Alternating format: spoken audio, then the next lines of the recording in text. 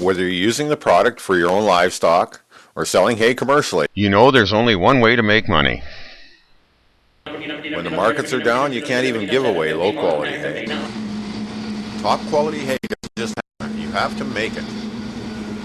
Hay that is dried and baled quickly is much more likely to be top quality.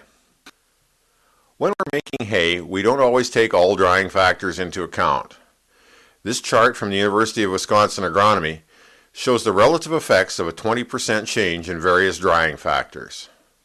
Sun and temperature changes have relatively little effect.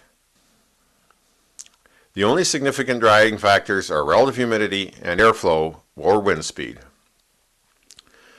The only practical way to improve relative humidity is to move the windrow to drier ground. This slows the ground moisture coming up into the swath. If you use a rake to move the material to the side, it tends to rope up tight enough that there's almost no air movement in the windrow. Inverters and inverters can be tough on leaves and sometimes pick up old dark hay off the ground. In contrast, the Recon moves hay over and leaves it fluffed. Airflow is a different matter. Wind speed can be translated directly to airflow. We can actually enhance airflow if the swath is fluffy. Air can move through freely and really speed up drying of the middle and bottom. If hay is conditioned only at cutting, it is too limp to stay fluffed and is flat after a few hours. After the Recon 300 high-pressure lug rollers go through, the stem is squeezed from end to end and kinked enough to stay fluffed. You get great airflow to complete dry down quickly. Flat roller machines can't do this. Only Recon reconditions and fluffs in one high-speed pass. Over the past 5 years, the 500 plus Recon 200s in the field have processed thousands of acres in a surprising number of different crops across North America, Europe, and Australia. 300 model dries hay even quicker than the 200. Higher roll pressures and a larger crimping surface will save you days when you're trying to cure hay. It speeds up drying and lets you get it baled before the showers hit. There's not much chance of rain damage if it's already in the stack. In side-by-side comparison tests in both alfalfa and timothy, Recon 300 swaths were baled at less than 12% moisture, while the control windrows were still at 30%.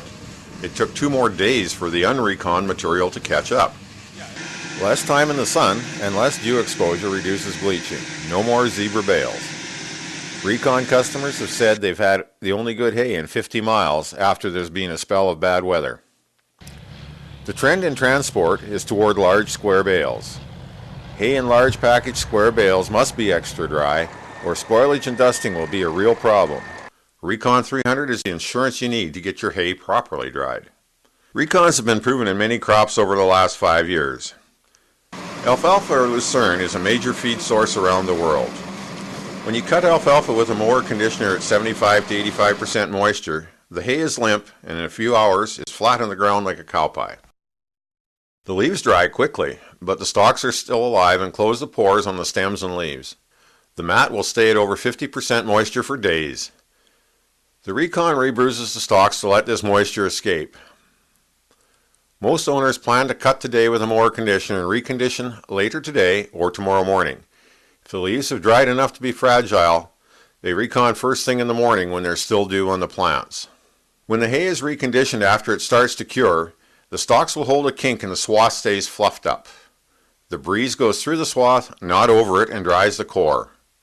Some operators have said they were able to bale later the first day after cutting if the breeze was right, but usually it's the following day. In areas where alfalfa hay takes 4 to 5 days to cure, Recon owners are saving 1 to 3 days, or about a 50% reduction in drying time.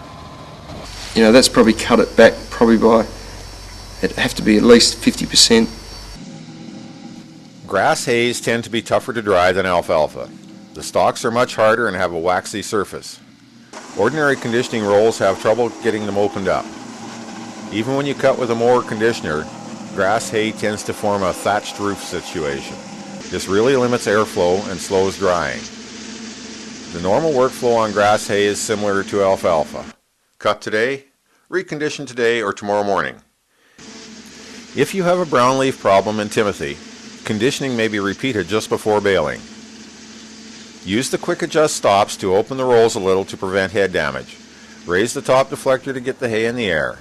The dark leaves will fracture and drift away from the windrow.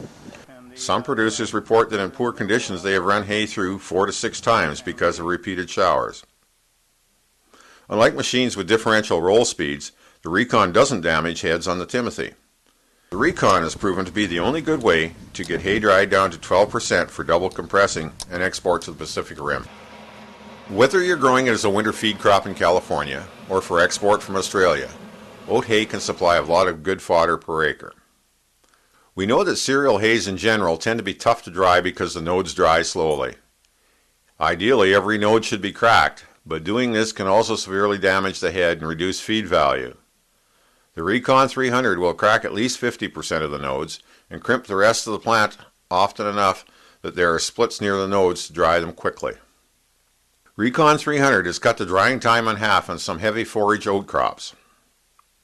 One crop was 3.8 tonne to the acre, and it saves about 5 to 6 days, I'd say. Depending on where you live, Sudan and its hybrids are very popular when a large volume of feed is required. The sorghum that we were working with generally ended up 4 or 5 feet high, with stalks on some of those plants thicker than your thumb. Their major drawback is the 2+ weeks they take to dry unless conditions are perfect. With a Recon set for heavy conditioning, the stalks come out thoroughly open, which dramatically cuts drying time to a reasonable length. This could be a great way to use these plants to your best advantage without getting hammered by the weather. The quality of the product was much better because we'd actually dried it out faster and it ended up being a softer product. Corn stover can also be dried fast. After reconning, all these products are a lot more palatable for your animals. The 2002 crop year tested stockmen around the world. To get enough feed and bedding, many were cutting grain and oilseed crops to salvage them for their livestock. Frost-damaged canola turns out to be an excellent feed, except that curing it can be really painful. However, the Recon cured this material, as well as drought-stunted canola in both Canada and Australia. Do you grow hemp for fiber? AgShield has developed a hemp kit for the Recon to dry and soften the hemp plants before baling. After conditioning the stalks, round bales were easy to start, and bale weight went from 850 pounds up to 1,200 pounds in a much firmer bale that was much easier to handle. In all types of hay, the Recon 300 has a couple of other uses. If you have a bleaching problem, use the Recon to mix the swath. Zebra bales are eliminated. You won't believe the hay is from the same field. Some owners have reported a definite increase in palatability. With both alfalfa and grass hay, sheep, buffalo, cows, and horses have all shown a preference for reconditioned hay if it's offered side by side with regular hay. At one large, closely managed dairy operation, production increased for the group that used reconditioned hay. The Recon can replace 5 different pieces of equipment. The recondition we discussed earlier is the first machine. For those folks who cut with a swather, it can be their only conditioner. Simply make a pass with a Recon and you'll have at least the equivalent of a mower conditioner. With the ability to lock the rolls open, Recon becomes a high-capacity swath fluffer. Owners tell us that if a swath is ready to bale and gets rained on, the best first aid is a fluffing pass with a Recon as soon as the rain stops. This blows the water off before it damages the hay. The baler will be back to work before you know it. With the high-speed movement of the hay coming off the rolls, the plastic deflectors can do several different jobs. In straight conditioning, they protect the swath from blowing while it's in the air. Give them a small shift, and they can move the swath a few feet sideways to dry ground. With a bit more deflection, you have a high-speed swath inverter that doesn't create lumps or wads in the windrow. If your cut is 12 feet or less, the deflectors can be used to lay 2 windrows side by side to feed a large baler. No more raking. Since its introduction in 1998, the Recon has proved itself from Florida to California to Alaska and around the world in Europe and Australia. After 27 years of manufacturing farm equipment, AgShield knows what it takes to keep you in the field. The Recon series is built tough. Imagine your dad's old hay conditioner on steroids.